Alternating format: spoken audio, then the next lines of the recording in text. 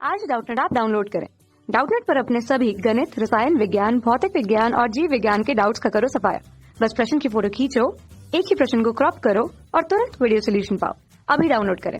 प्रकथन में दिया है कि उभयनिष्ठ उत्सर्जक विधा में एक ट्रांजिस्टर प्रवर्धक की निवेश प्रतिबाधा अल्प होती है और कारण उसके लिए ये दिया गया है दोस्तों कि आधार उत्सर्जक क्षेत्र अग्रवाइसित होता है। ठीक है, तो यहाँ पर हमको ये बताना है कि कारण और जो कथन दिया है क्या ये दोनों सत्य है या फिर असत्य है, मतलब सही है या गलत है, ये बताना है। यदि दोनों सही हो गए तो उस दशा पर हमको ये भी बताना है कि कारण प्रकथन का सही स्पष्टीकरण दे पा रहा है अथवा नहीं। उस आधार पर हम ये बता पाएंगे कि दिए गए इन चार विकल्पों में से कौन सा विकल्प सही है और कौन सा विकल्प गलत है। ठीक है, तो प्रकथन पे दोबारा से चलते हैं। उभयनिष्ठ उत्सर्जक विधा की बात की गई है, तो उभयनिष्ठ उत्सर्जक विधा में जो प्रवर्धक है ट्रांजिस्टर के लिए उसका जो परिपथ चित्र है वो हमने संलग्न किया हुआ है। यहाँ एनपीएन लगाया हुआ है क्योंकि एनपीएन बहुत अधिक प्रचलन पे है उभयनिष्ठ उत्सर्जक विधा के लिए। ठीक है, तो ट्रांजिस्टर प्रवर्धक में निवेश प्रतिबाधा और निर्गत प्रतिबाधा की बात करें तो निवेश प्रतिबाधा बी और ई के बीच की जो प्रतिरोध रहती है वो रहती है। ठीक है, तो इसमें निवेश प्रतिबाधा क्या होगी दोस्तों? अल्प होगी, बहुत कम होगी। क्यों? क्योंकि यदि हम चलिए चित्र ही बना लेते हैं एनपीएन ट्रांजिस्टर का, एनपीएन या पीएनपी कुछ भी बनाए, तो आधार और उत्सर्जक संधि के बीच की प्रतिबाधा की बात की गई है तो वो तो अग्रवाइसित होता है दोस्तों। यहाँ पर देख लीजिए, ये जो धन सिरा है और ये ऋण सिरा है। ठीक है, और यहाँ देखिए ये एन है, ये पी है, ये एन है, ये आधार है जहाँ से हम धारा देंगे, ये उत्सर्जक है जहाँ से धारा ली जाएगी दोनों ही तरीके से। ठीक है, यहाँ मुख्य धारा भी दी जाएगी मुख्य परिपथ के लिए, और जो सहायक परिपथ है जहाँ निवेशी हम दे रहे हैं वो भी दी जाएगी। ठीक है, तो एन से आई सी आती है। ठीक है, क्योंकि ये संग्राहक है तो आईसी धारा आएगी, संग्राहक धारा। ठीक है, और यहाँ रहता है प्रबल वैद्युत स्रोत। ठीक है, प्रबल वैद्युत स्रोत कुछ इस तरीके से रहता है कि जो ऋण प्लेट है वो यहाँ उत्सर्जक से आकर मिलता है, वैसे ही यहाँ पर भी ऋण प्लेट उत्सर्जक से आकर मिलता है जो निवेशी सिग्नल है उसके लिए। ठीक है, और यहाँ सिग्नल रहता है निवेशी। ठीक, निर्गत सिग्नल हमको यहाँ कहीं पर प्राप्त होता है।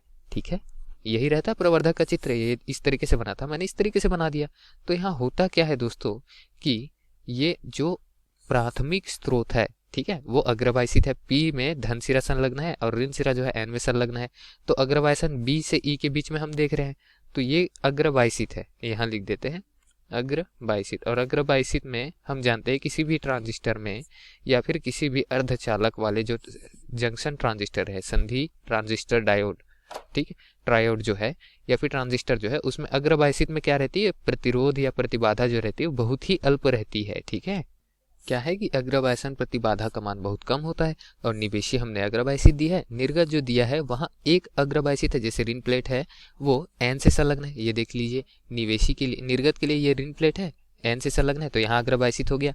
लेकिन जो धन प्लेट है वो पी से संलग्न ना होकर वो भी एन से संलग्न है, जो कि दूसरी संधि है संग्राहक की, तो यहाँ से पश्चवाइसिक हो चुका है। ठीक है, पीछे से भले अग्रवाइसित है, आगे से तो पश्चवाइसित है, तो यहाँ की कुछ न कुछ प्रतिबाधा होती है जो शून्य कब हो जाती है? जब हम पीएन को अग्रवाइसित करके यहाँ से धारा प्रवाहित करते हैं तो इलेक्ट्रॉन्स विपरीत दिशा पर आते हैं और ये इलेक्ट्रॉन्स जो है इस कम क्षेत्र से ना गुजरते हैं, मतलब कम क्षेत्र में तो गुजरते ही है, बाकी बचे हुए जो इलेक्ट्रॉन है वो यहाँ से इस तरीके से आते हैं, इस एन क्षेत्र से उस एन क्षेत्र पर, और इलेक्ट्रॉन प्रवाहित हो रहे हैं तो फलस्वरूप धारा जो है विपरीत दिशा पर प्रवाहित हो जाती है।